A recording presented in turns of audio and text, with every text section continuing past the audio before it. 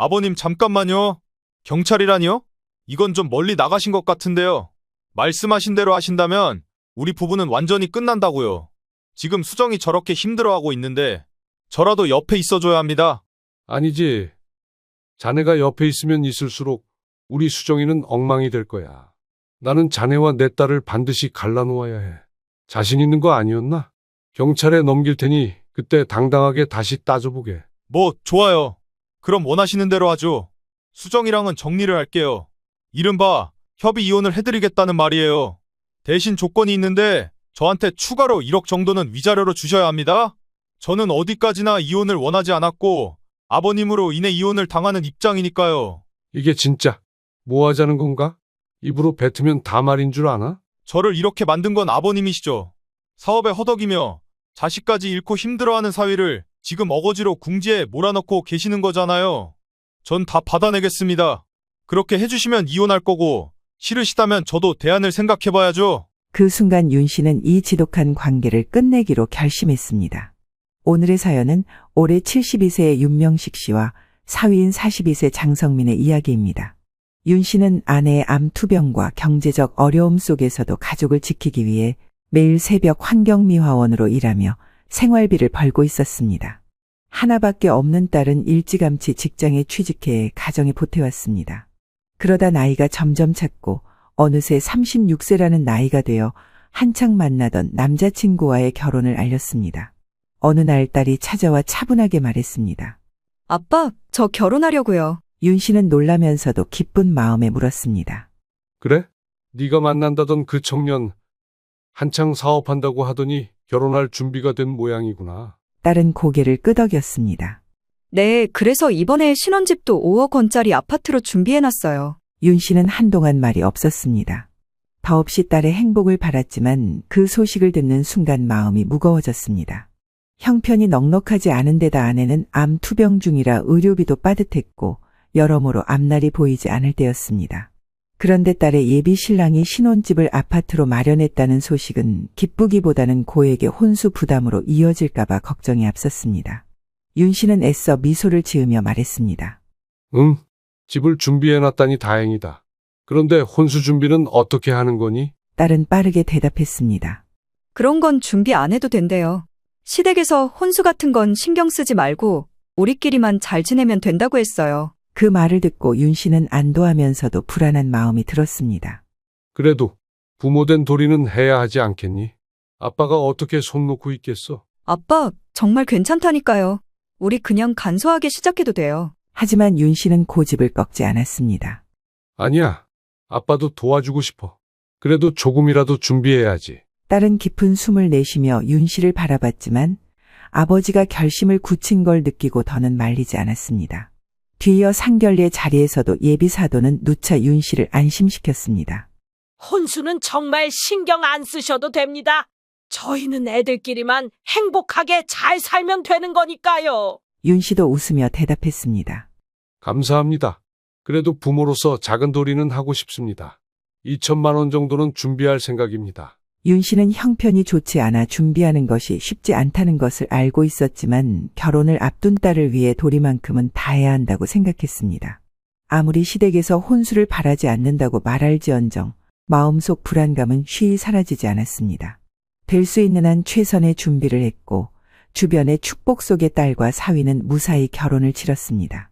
사위는 결혼 초반 윤 씨의 마음을 크게 안심시켰습니다. 그는 가족 행사에 빠짐없이 참석하며 윤 씨의 집안에 자연스럽게 녹아들었습니다. 특히 아내가 암 투병 중임에도 사위는 늘 긍정적인 태도로 장모를 챙겼습니다. 장모의 생신이나 명절 준비에도 성심껏 도왔고 음식을 나르거나 집안일을 거들며 윤 씨를 감동시켰습니다. 윤 씨는 딸이 좋은 사람과 결혼했다는 생각에 마음의 짐을 조금 덜 수 있었습니다. 딸이 행복해 보이는 모습에 안심하며 사위에 대한 신뢰도 깊어졌습니다. 어느 날 사위는 윤 씨에게 말했습니다. 아버님, 어머님 치료비에 보탬이 되도록 제가 2천만 원을 준비했습니다. 가족이니까 당연한 일이고 부담 없이 받아주세요. 윤 씨는 순간 말을 잇지 못했습니다. 경제적으로 힘든 상황에서 큰돈을 내놓은 사위가 고마웠고 가족으로서 든든하게 느껴졌습니다. 딸도 옆에서 사위를 자랑스러운 눈빛으로 바라보며 말했습니다. 아빠, 형편이 힘들어도 저희가 꼭 도울게요. 이제 저희도 부모님을 보필할 거예요. 그 순간 윤 씨는 딸과 사위가 정말 믿음직스러워 보였습니다. 딸이 좋은 사람을 만나 가족을 꾸렸다는 안도감과 함께 그가 조금이라도 더 의지할 수 있는 가족이 생겼다는 위안을 느꼈습니다. 그러나 얼마 지나지 않아 아내의 상태가 급격히 악화되었습니다. 병원비와 약값은 계속 쌓여갔고 윤 씨는 더 이상 아내를 집에서 돌볼 수 없게 되었습니다. 결국 아내는 입원 치료를 받던 중 눈을 감았습니다. 윤 씨는 아내를 잃은 슬픔에 깊이 빠져들었고 무기력하게 시간을 보냈습니다. 아내가 세상을 떠난 뒤 장례를 치르는 동안 사위는 곁에서 윤 씨를 지극정성으로 도왔습니다. 장례식장에선 빈소를 지키며 윤 씨를 위로했고 장례 절차를 챙기며 최선을 다했습니다. 아빠, 저희가 항상 곁에 있을 테니 힘내세요. 딸은 이렇게 말하며 윤 씨의 손을 꼭 잡았습니다. 윤 씨는 딸과 사위의 위로 덕분에 조금씩 마음을 추스렸습니다. 아내를 잃은 슬픔에서 벗어나는 것은 쉽지 않았지만 사위와 딸이 자신 곁에 있다는 사실이 그나마 큰 위로가 되었습니다. 윤 씨는 이 모든 과정에서 사위가 보여준 성실함과 따뜻함이 진심이라고 믿으며 그를 가족으로 더욱 신뢰하게 되었습니다. 그러나 이때 느꼈던 안도와 신뢰는 오래가지 못하고 얼마 후 예상치 못한 사건들이 그의 앞에 찾아오게 됩니다. 윤 씨는 아내를 떠나보낸 슬픔 속에서도 그나마 딸이 행복하게 살아가는 모습을 보며 위안을 삼고 있었습니다. 딸의 웃음이 윤 씨의 마음을 지탱해주는 유일한 힘이었습니다. 하지만 결혼 후 2년이 지나도록 딸은 임신 소식을 전해주지 않았습니다. 딸은 난임 진단을 받아 마음고생을 하고 있었고 아이를 기다리며 점점 지쳐가는 모습이 역력했습니다. 윤 씨는 딸에게 휴식을 권하며 말했습니다. 잠깐 일을 쉬는 게 어떻겠니? 회사만 잠깐 쉬면서 몸을 편하게 해도 좋은 소식이 있을지 모르잖아. 그런데 딸은 고개를 저으며 직장을 계속 다녀야 한다고 했습니다. 처음엔 이유를 몰랐던 윤 씨는 시간이 지나며 그 속사정을 듣게 됩니다. 딸은 어느 날 조심스레 아버지에게 생활비가 빠듯하다며 힘든 속내를 털어놓았습니다. 아빠, 사실 남편 사업이 어려워졌어요. 그래서 조금 버티기 힘들어요. 이렇게 말하며 딸은 눈시울을 붉혔습니다.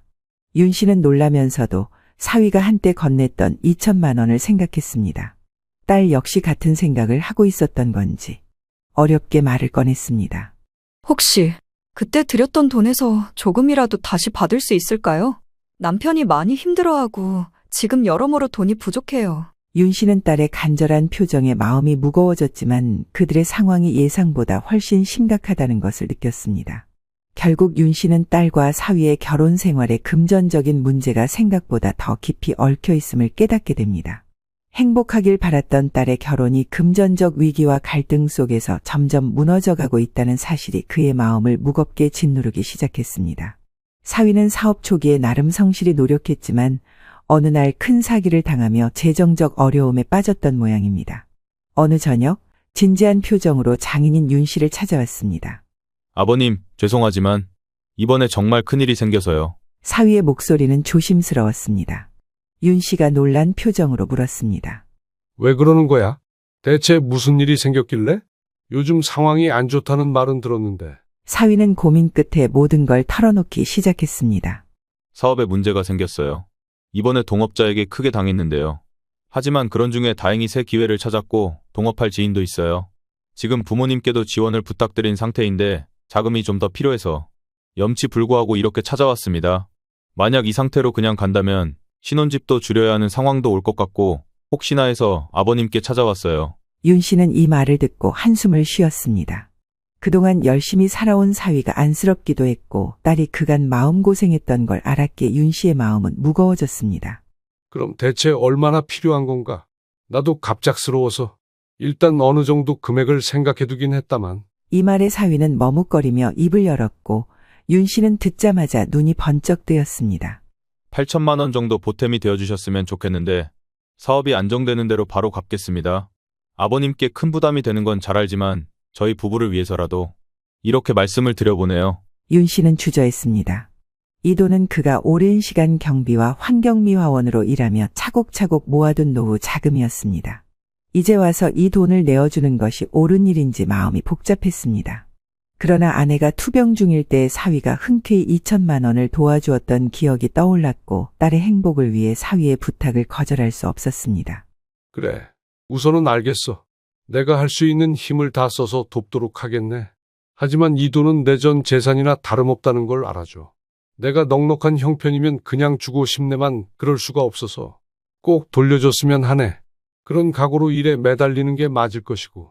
윤 씨의 단호한 목소리에 사위는 고개를 숙이며 감사를 표했습니다. 이렇게 해서 윤 씨는 노후를 위해 아끼고 모아온 8천만 원을 내주기로 결심했습니다. 사위가 재기할 수 있다면, 그리고 딸의 생활이 조금이라도 나아질 수 있다면 그 정도의 희생은 감수할 수 있다고 생각했습니다. 하지만 시간이 흘러도 사위의 사업은 나아질 기미를 보이지 않았던 것입니다. 사업이 재개되었다는 소식도 없었고 연락마저 뜸해지기 시작했습니다. 처음 얼마가는 달을 나눠서 돈을 갚았지만 이후로 사위는 점점 사업 핑계를 대며 시간을 끌었습니다. 그러니 일생을 타인과 돈 거래를 하지 않고 살아왔던 윤 씨 입장에서 불안한 마음을 숨길 수 없었습니다. 더구나 사위는 가족 행사나 경조사에도 점차 모습을 보이지 않기 시작했습니다.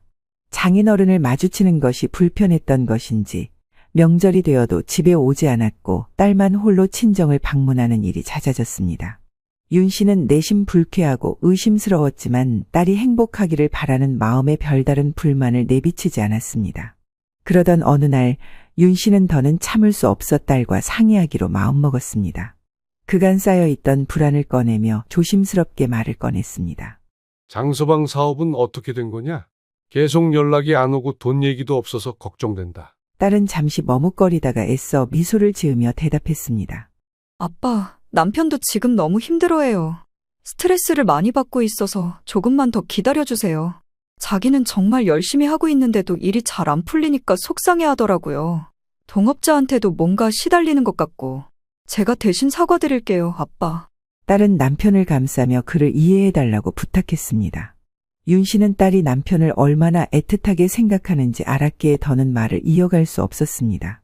하지만 불안한 마음은 쉽게 가라앉지 않았습니다.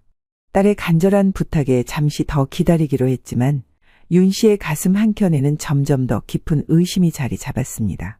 이후로 윤 씨는 눈만 떴다 하면 늘 거북한 상태로 일상을 시작해야 했습니다. 이날은 주말이었지 마음이 편치 않았습니다. 며칠 전 통화에서 들려온 지친 목소리가 계속 머릿속을 떠나지 않았기 때문입니다. 사위의 사업 문제로 힘들다던 딸이 눈에 밟혀 무작정 찾아가기로 마음먹었습니다.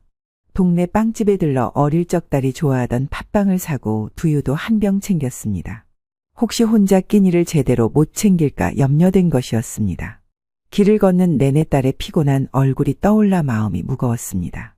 일단은 잘 먹고 잘 자고 작은 것부터 챙기면서 힘을 내봐야지 하는 생각에 발걸음을 재촉했습니다. 딸의 집에 도착한 윤 씨는 배를 누르기 전 잠시 숨을 고르며 봉투를 매만졌습니다. 문이 열리고 딸이 나타나자 그는 애써 미소를 지으며 봉투를 내밀었습니다. 고생 많다. 네가 좋아하는 팥빵이랑 두유 좀 사왔어. 딸이 고맙다는 말 없이 미묘한 표정으로 봉투를 받는 순간 윤 씨는 그 속에 담긴 피로를 느낄 수 있었습니다. 거실에 앉아 잠시 쉬던 윤 씨는 문득 눈에 들어온 카드 고지서를 집어들었습니다. 이윽고 별 생각 없이 고지서를 열어본 윤 씨의 손이 그 안에 적힌 숫자를 확인하는 순간 서서히 떨리기 시작했습니다. 윤 씨는 처음엔 단순한 호기심으로 봉투를 열었습니다. 평소 딸이 생활비나 청구서를 제때 처리하지 못할까봐 신경 쓰이던 차였기 때문입니다. 그러나 고지서 속 금액을 확인한 순간 손끝이 서늘해지며 가늘게 떨리기 시작했습니다. 눈이 의심스러워 다시 한번 금액을 확인해도 분명히 적혀 있었습니다. 그 숫자의 개수를 아무리 다시 세봐도 선명하게 적혀 있던 것은 5천만 원에 달하는 금액이었습니다. 그리고 그 아래 나열된 사용처들은 더더욱 충격적이었습니다. 카지노, 온라인 도박 사이트 등 믿을 수 없는 숫자와 한글을 보고 윤 씨는 숨이 막히는 듯했습니다. 한 달에 5천만 원이라니. 이게 일반 가정에서 볼 수 있는 숫자인가? 윤 씨는 혼잣말처럼 중얼거리며 머릿속이 하얘지는 것을 느꼈습니다. 이 순간 마치 파노라마처럼 어떤 장면들이 빠르게 지나갔습니다. 사위가 얼마 전까지 사업이 잘 안 돼 힘들다고 털어놓았던 것, 딸이 고개를 숙이고 조심스럽게 돈을 부탁하던 장면까지 생생하게 떠올랐습니다. 하지만 지금 눈앞에 펼쳐진 고지서는 그 모든 말들을 외면하고 배신하는 상황이라고 보여졌습니다. 윤 씨의 얼굴은 점점 굳어지고 머릿속엔 의심과 분노가 교차했습니다. 사업 실패라더니 결국 이 모든 게 도박 때문이었나 하는 생각에 마치 TV 뉴스에서라도 보던 남의 일에 본인이 휘말린 느낌이 들었습니다. 배신감이 밀려들며 목구멍이 타들어가는 듯 했습니다. 탁자 위에 고지서를 내동댕이 치듯 내려놓은 윤 씨는 크게 숨을 몰아쉬었고 때마침 들어온 딸을 쏘아보았습니다. 이게 뭐냐? 이 고지서 좀 봐봐. 니네가 쓴 거 맞아? 아니, 장서방이랑 관련된 거 아니냐? 대체 밖에서 무슨 짓을 하고 다니는 거야? 윤 씨의 목소리는 낮게 깔렸지만 그 안에는 말로 다 담을 수 없는 분노가 담겨 있었습니다. 내가 너희 도와준 돈이 얼마나 되는데 그걸 훌쩍 뛰어넘는 돈이 여기 이렇게 허무하게 적혀져 있는 거야? 사업한다더니 이깟 돈놀이에 다 써버린 거였어? 윤 씨는 딸의 얼굴을 한참 동안 노려보며 답을 기다렸지만 딸은 고개를 숙인 채 입술을 꼭 다물고 있었습니다. 그 모습에 윤 씨는 더 이상 참을 수 없다는 듯 벌떡 일어났습니다. 지금 당장 그 자식 찾아가서 따져야겠다. 어디 있어? 내 돈을 이렇게 날려놓고도 코빼기도 안 비추고 도망다녀. 두고 보자. 내가 가서 확실히 매듭 지을 테니. 윤 씨는 벌떡 일어나 차 열쇠를 가지고 문 쪽으로 성큼성큼 걸어갔습니다. 그런데 그때 딸이 갑자기 울음을 터뜨리며 윤 씨의 팔을 붙잡았습니다. 눈물로 젖은 얼굴로 고개를 저으며 딸은 다급하게 외쳤습니다. 아빠, 제발 그러지 마세요. 남편한테 가서 따지지 말아주세요. 제가 잘못했어요. 다 제 잘못이에요. 윤 씨는 딸의 떨리는 목소리에 걸음을 멈췄습니다. 애원과 눈물로 가득한 딸의 모습이 당황스럽고 이해되지 않았습니다. 왜 지금 이 순간 딸이 남편을 감싸는지 납득할 수 없었습니다. 그게 무슨 소리야? 네가 뭘 잘못했단 거야? 이게 장서방이 한 짓이 아니면 누가 한 건데? 그러나 딸은 울음을 삼키며 아버지 앞을 막아섰습니다. 아빠, 제발 남편을 해치지 말아주세요. 조금만 더 기다려주세요. 딸의 목소리는 한없이 간절했습니다. 윤 씨는 그런 딸의 모습을 이해할 수 없다는 듯 쏘아보았습니다. 그런데 그 순간 딸이 조용히 입을 떼며 숨겨왔던 진실을 고백했습니다. 나 사실 다 알고 있었어요. 남편이 도박에 손댄 것도. 근데 아빠가 알면 더 가슴 아파하실까봐 숨겼어요. 그 말에 윤 씨는 충격과 배신감으로 숨이 턱 막혔습니다. 알고 있었다고? 이 지경까지 오게 그럼 너는 그냥 두고 있었던 거야? 아빠, 그게 아니라 그 사람이 잘못한 거 맞아요. 그런데 그 사람 없으면 안 돼요.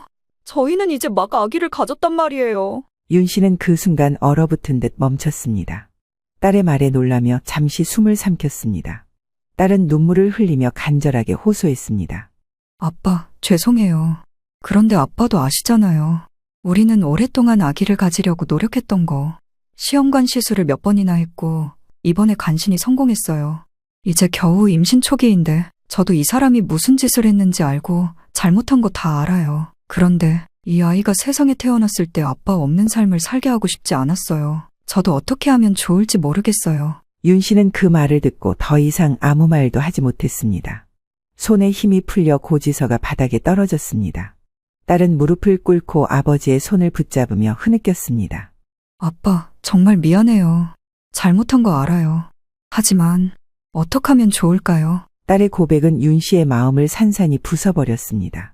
평생 쏙 썩일 일 없이 살아온 딸이 이제 아이를 품게 된 기쁨과 동시에 남편의 문제를 혼자 감당해왔다는 사실에 그의 가슴은 먹먹했습니다. 딸과 손주의 미래를 생각하니 지금 당장 사위를 내칠 수도 없었고 그렇다고 이 상황을 그대로 두는 것도 옳지 않아 보였습니다. 윤 씨는 깊은 고민에 빠졌습니다. 사랑하는 딸과 태어날 손주를 위해 어떤 선택이 옳은지 도무지 알 수 없었습니다. 그는 딸의 흐느낌을 듣는 동안 더 이상 어떤 말도 하지 못한 채 복잡한 감정에 휘말렸습니다. 결국 한참이 지나 윤 씨는 딸과 손주의 행복을 위해 한 번 더 참아보기로 결심했습니다. 그러나 마음 한편에선 사위에 대한 신뢰가 완전히 무너진 상태였습니다. 시간이 지나면서 윤 씨는 사위의 진심을 확인하기 위해 주의 깊게 행동을 살폈고 이 결혼을 지키기 위해 마지막 노력을 기울여 보기로 했습니다. 그러던 어느 날 딸은 억지로라도 분위기를 살리려는 듯 윤 씨의 생일 파티를 열었습니다. 하지만 어쩌면 당연하게도 그 자리에도 사위는 모습을 보이지 않았습니다. 결국 윤 씨는 딸과 단둘이 식사할 수밖에 없었습니다. 어색한 정적이 흐르는 가운데 딸은 애써 웃으며 분위기를 띄우려 했지만 윤 씨의 마음은 이미 무거웠습니다. 잠시 후 휴대폰에 문자 한 통이 도착했습니다. 아버님, 일이 바빠서 얼굴 뵙기가 힘드네요. 늦었지만 생일 축하드리고 용돈 보냅니다. 죄송합니다. 이 문자를 보자마자 윤 씨는 헛웃음이 나왔습니다. 어디서 이딴 핑계를 대고 앉았지. 얼굴 한번 보이고 인사를 해도 모자랄 판에. 윤 씨는 속으로 씁쓸하게 중얼거리며 차가운 마음을 애써 다잡으려 했습니다. 그래도 딸과 손주의 미래를 위해 최대한 이해해 보려 했지만 마음 한편엔 여전히 불신이 남아 있었습니다. 그리고 마음속 불씨를 키워 결국 이 모든 걸 다 뒤엎어버리게 되는 일이 발생하고 말았습니다.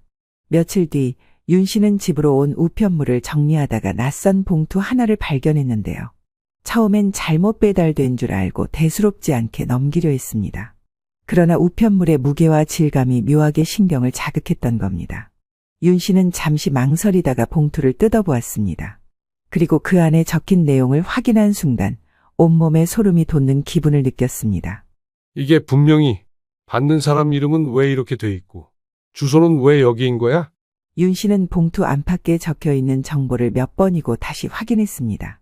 거기에는 분명히 사위의 이름과 자신의 집 주소가 적혀 있던 것입니다. 그리고 그 안에는 정말 믿을 수 없게도 도박빚 독촉장이 들어 있었습니다. 이미 수백만 원에 달하는 미납 금액과 이자가 부과된 상황이 상세히 적혀 있었고 상환 기한이 임박했다는 경고가 덧붙여져 있었습니다. 윤 씨는 그 순간 머리가 새하얘지는 것 같았습니다. 이게 대체 뭐야? 나는 쓰지도 않은 이 돈은? 이 무서운 숫자는 뭐냐고. 윤 씨는 믿을 수 없다는 듯 독촉장을 손에 쥔 채 혼잣말을 했습니다. 순간 가슴 깊숙이 끓어오르는 분노가 온몸을 뒤흔들었습니다. 가만히 있자. 이거 내 집 주소로 사위 녀석이 보냈다는 건 뭐 하는 짓거리인 거야? 설마 이걸 내 쪽으로 부담을 시킨 건가? 윤 씨의 손 안에서 독촉장은 차차 구겨지기 시작했습니다. 이대로 두면 안 되겠어. 이건 끝을 내야 해. 윤 씨는 이를 악물며 속으로 다짐했습니다. 더 이상 딸의 간청에 흔들리지 않기로 마음먹었습니다. 독촉장을 손에 꼭 쥔 채 마치 전쟁을 결심한 사람처럼 결연한 표정을 지었습니다. 마지막으로 사위에게 기회를 준 것이 실수였다는 생각이 강하게 들었습니다. 분노한 윤 씨는 곧바로 딸을 찾아가 이 사실을 알렸습니다. 그러나 딸은 그럴 리가 없다는 듯 고개를 저으며 믿을 수 없다는 표정을 지었습니다. 아빠, 설마요. 그 사람이 왜 그런 짓을 했겠어요? 뭔가 잘못 알고 계신 거 아니에요? 딸은 사위가 이런 일을 저질렀다는 사실을 도저히 받아들일 수 없다는 듯 말했습니다. 아니라니까? 아예 대놓고 우리 집에 지 이름으로 보내놨다고. 어디서 또 돈놀이 하다가 뭐가 막혔는지 그래서 주소까지 위조해서 보낸 것 같아. 이건 답이 없어. 그쪽에 미쳐버린 인간들은 구제가 안 된다고. 하지만 답답하게도 딸은 고개를 숙이며 중얼거렸습니다. 아빠, 어제 밤만 해도 그 사람은 그럴 리가 없어요. 이것 좀 보세요. 딸은 잠시 말을 멈추더니 손을 뻗어 집 한쪽을 가리켰습니다. 그곳에는 작은 현수막과 함께 아기 옷들이 가지런히 진열되어 있었습니다. 사위가 준비한 것이었습니다. 꽃과 케이크까지 사오고 작은 선물도 건네며 나한테 웃으면서 그랬단 말이에요. 지금은 좀 힘들지만 나를 믿어달라고. 우리 아이가 건강하게 태어날 수 있도록 힘내서 같이 잘 살아보자고 약속했어요. 이 말에 윤 씨 역시 마음이 아파왔고 눈물로 얼룩진 딸의 얼굴을 보니 가슴이 먹먹해졌습니다. 그러나 윤 씨가 직접 눈으로 본 고지서는 사실이었고 냉정하게 정신을 차려야 했습니다. 괴로운 얼굴로 딸을 바라보던 윤 씨는 주머니에서 독촉장을 꺼내며 차분한 목소리로 말했습니다. 나도 가슴이 아프다만 이거 직접 네가 확인을 하는 게 좋겠다. 윤 씨는 독촉장을 딸 앞으로 내밀며 한숨을 내뱉었습니다. 언제 우리 집 주소를 그렇게 상세히 알아다가 적어갔는지는 나도 모르겠다. 하지만 이걸 네 눈으로 봐라. 아빠 앞으로 이렇게 청구서가 날아온 거야. 이젠 빚쟁이들이 아빠 집에도 들이닥칠 거다. 나는 어떻게 하는 게 좋겠냐? 딸은 천천히 독촉장을 받아들었습니다. 그 안에 적힌 사위의 이름과 주소를 확인한 순간 딸은 눈을 질끈 감았습니다. 그 상태로 입술이 떨리기 시작했고 손끝도 미세하게 떨리는 게 보였습니다. 마치 천둥을 맞은 사람처럼 멍하니 서 있던 딸은 몇 번이고 독촉장을 확인했습니다. 아, 말도 안 돼. 어떻게 우리 아빠한테까지 이런 짓을. 딸은 속삭이듯 중얼거리며 눈가에 눈물이 맺혔습니다. 윤 씨는 딸이 충격에 빠진 것을 보며 더는 말하지 않았습니다. 이 순간 딸이 스스로 깨달아야 한다고 생각했기 때문입니다. 딸 역시 남편이 자신을 기만한 것도 모자라 소중한 아버지까지 이용했다는 사실에 비통함을 견딜 수 없었습니다. 아니야. 이건 아니야. 딸은 몸을 휘청거리며 자리에 주저앉더니 곧장 울음을 터뜨렸습니다. 그 사람에게 문제가 있다는 건 알았지만 설마 아버지에게까지 피해를 줄 줄은 몰랐어요. 사랑했던 남편을 지키기 위해 애써왔던 모든 순간이 한순간에 무너져 내리는 것처럼 느껴진 딸은 결국 몸을 가누지 못하고 바닥에 쓰러지듯 엎드렸습니다. 가족을 지키기 위해 감내해왔던 선택들이 모두 무의미해진 것 같아 딸의 마음은 한없이 무거워졌습니다. 아빠에게까지 상처를 준 사람은 용서할 수 없어요. 딸은 떨리는 손으로 눈물을 닦으며 힘겹게 중얼거렸습니다. 그런데 윤 씨는 갑자기 딸의 숨소리가 가빠지는 것을 느끼며 당황했습니다. 왜 그러니? 괜찮아? 너 상태가 너무 안 좋은 것 같은데. 잠깐 여기 앉아보자. 윤 씨는 딸을 부축하려 했지만 딸은 힘없이 축 늘어졌습니다. 윤 씨는 불안에 휩싸여 딸의 얼굴을 확인하며 다급히 구급차를 불렀습니다. 곧바로 병원으로 이송된 딸은 응급실로 옮겨졌고 그간 쌓여왔던 극심한 스트레스와 정신적 고통이 한꺼번에 터져 나왔다는 진단을 받았습니다. 한참을 기다리던 윤 씨는 의사에게서 딸의 상태에 대한 설명을 들었고 생각지도 못한 소식에 무거운 충격을 받았습니다. 상황이 급격히 나빠져 안타깝게도 아이를 지키지 못했다는 소식을 듣게 된 것입니다. 윤 씨는 그 말을 듣고 한동안 아무런 말도 할 수 없었습니다. 딸이 그렇게 간절히 바랐던 아이와의 만남이 허무하게 끝나버린 현실의 마음이 먹먹해졌습니다. 윤 씨는 누워있는 딸의 창백한 얼굴을 보며 아무런 말도 하지 않고 손을 꼭 잡아주었습니다. 딸은 눈물만 흘릴 뿐 그 어떤 반응도 보이지 않았습니다. 윤 씨는 이대로 상황을 덮고 넘어갈 수 없다는 결심이 강하게 들었습니다. 딸의 인생을 흔들고 소중한 아이까지 잃게 만든 사위와는 반드시 끝을 내야 한다고 생각했습니다. 곧장 사위에게 전화를 걸었고 예상했던 대로 받지 않았지만 윤 씨는 멈추지 않고 계속해서 연락을 시도했습니다. 몇 번의 부재중 전화 끝에 사위가 결국 응답했습니다. 윤 씨는 단호하게 말했습니다. 당장 지금 병원으로 오게. 수정이가 쓰러졌다네. 계속해서 연락을 피하며 도망다니던 사위도 더는 이 상황을 외면할 수 없었습니다. 마침내 병원으로 찾아왔고 윤 씨와 사위는 정말 오랜만에 제대로 마주하게 되었습니다. 사위가 병실에 들어서자마자 딸의 상태를 확인한 뒤 눈물을 흘리기 시작했습니다. 윤 씨는 그 모습을 보며 속으로 쯧쯧 혀를 차다가 한숨을 내쉬며 사위를 바라봤습니다.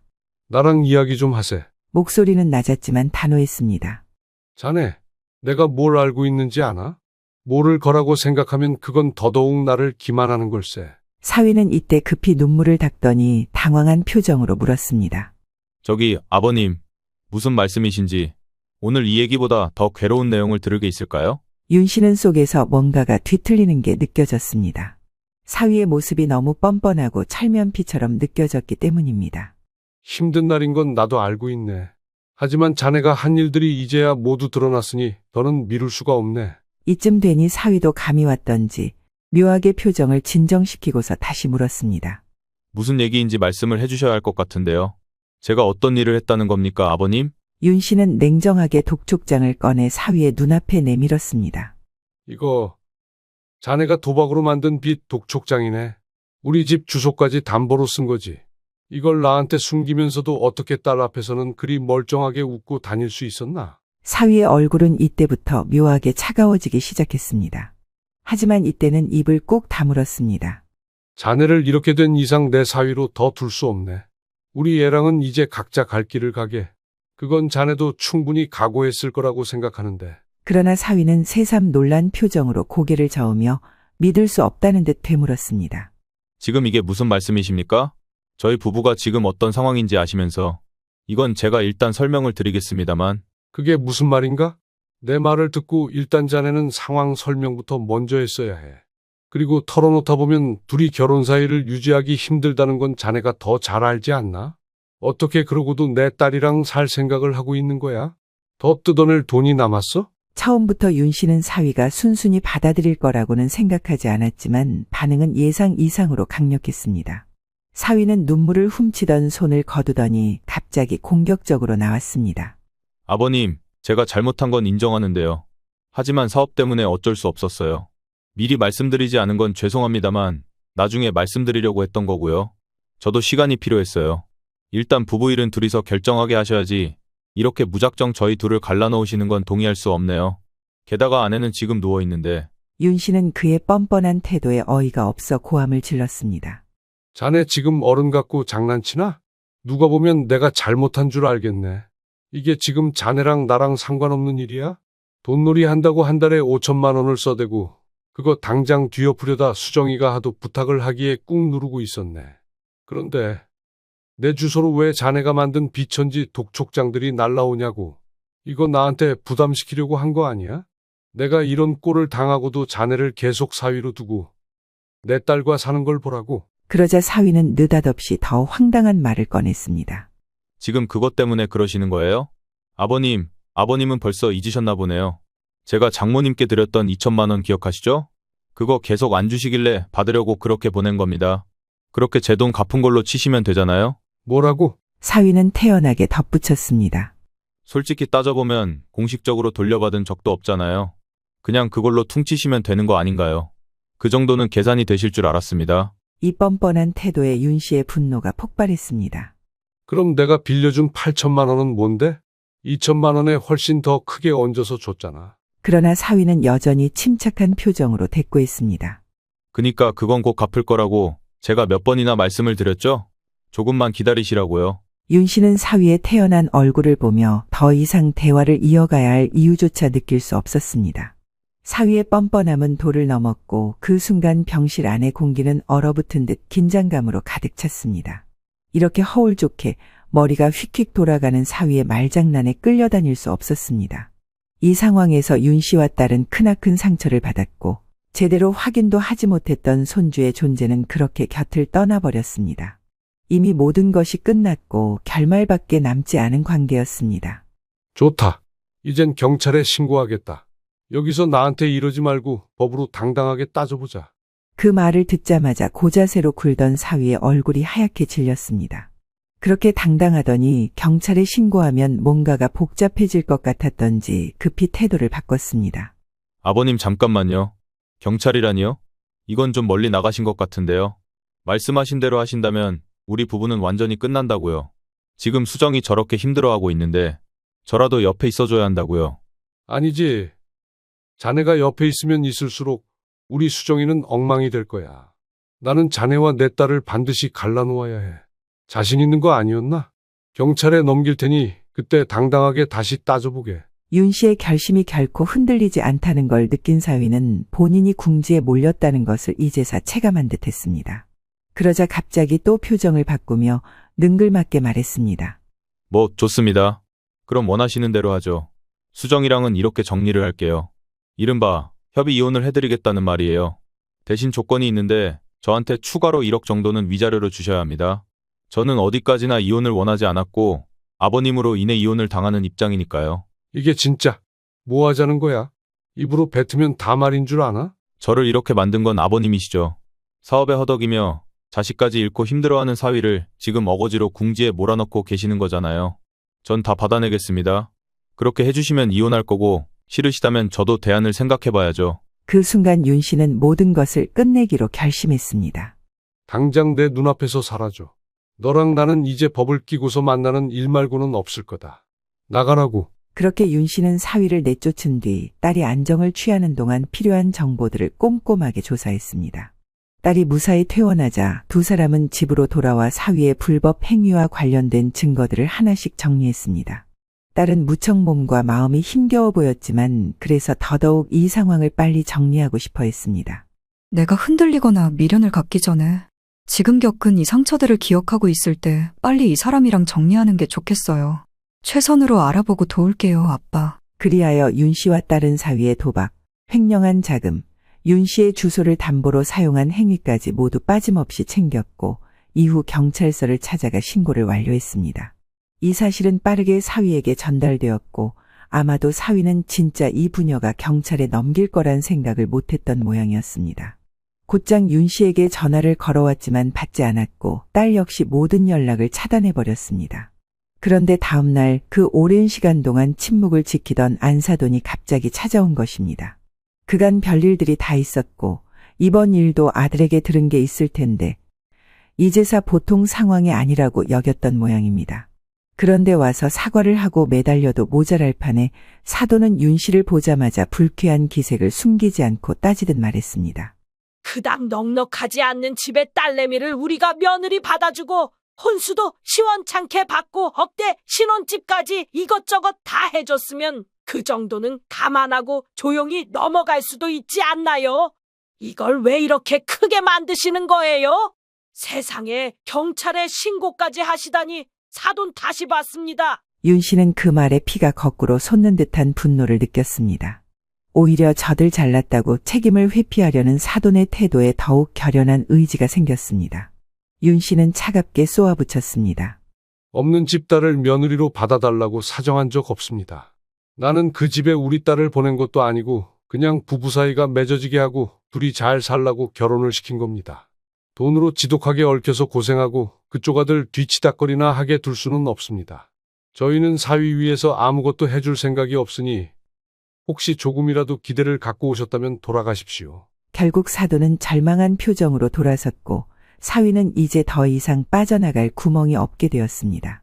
그런데 이보다 더 충격적인 일들이 윤 씨 부녀를 기다리고 있었습니다. 재판이 시작된 지 얼마 지나지 않아 윤 씨와 딸은 법정에서 예상치 못한 사실과 마주하게 된 것입니다. 그날 법정 밖 윤 씨와 딸은 변호사와 함께 증거 자료를 정리하던 중 변호사가 조심스럽게 입을 열었는데요.